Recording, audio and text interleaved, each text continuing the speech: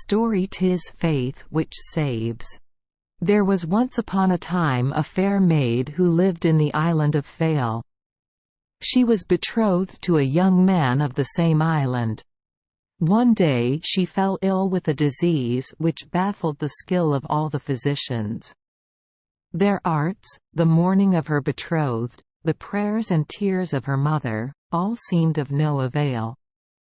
It appeared that the fair maid would die. Now it happened that in one of the nearby islands, St. Michael, there was a miracle-working image called the Santo Cristo. The fair maid begged of her betrothed that he would go to St. Michael and procure some of the mysterious miracle-working sweat of the Santo Cristo or some of the miraculous parings of the nails of the image, which had the power to heal any disease. The young man gladly set out on the quest. On the boat which conveyed him to St. Michael, however, he met a maid with beauty and charm, a maid whose bright eyes made him forget the sad eyes of his betrothed. When he arrived at his destination, he thought only of singing gay songs beneath the balcony of his new love. The days flew by, and soon it was time for the boat to return to Fale. He had forgotten the mission on which he had come, and he returned to the boat with no relics of the miracle-working Santo Cristo. The homeward journey was rough and stormy. Filled with fear of death at any moment, the young man remembered the fair maid of Fale who even at that very hour might be dying. His conscience smote him. "Oh, why did I allow another fair face to crowd out from my heart the image of my beloved?" he asked himself. "Faithless wretch that I am! What shall I say to my betrothed if good fortune and the sea permit me to stand once more at her side?" The rough waves beat angrily against the side of the boat in answer. That night the storm ceased, and in the morning it was fair and clear as the boat entered the beautiful harbour of Fale under the shadow of Mount Pico.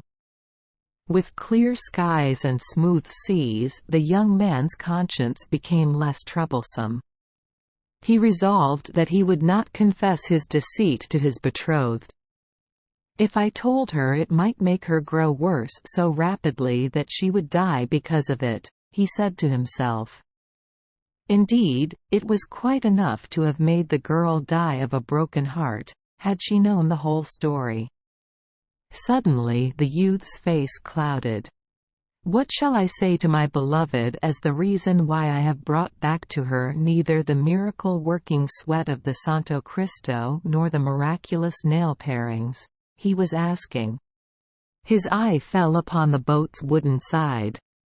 Quickly he shaved off some fine parings of this wood.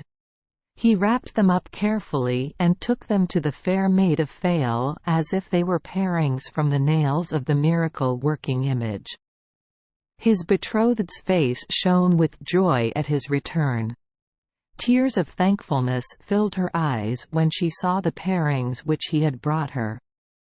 "How can I ever thank you for your faithfulness in this quest in my behalf, and the great love which prompted you to undertake this stormy, dangerous journey on the rough seas that I might once more be well?"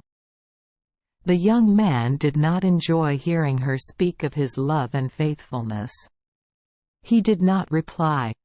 "No maid was ever blessed with so wonderful a lover," went on the happy girl. "You are forgetting to take the parings," said the mother. "They will not cure you if you do not take them." The fair maid of Fale took the parings in a gourd full of water. She began to improve immediately, and the next day she was entirely well. "'Tis faith which saves and not parings," said her betrothed. Thank you for joining us for today's fairy tale. We hope these stories bring joy and meaning to your day. If you love our channel, please hit the subscribe button so you won't miss any exciting tales. Wishing you a good night and sweet dreams. See you in the next story.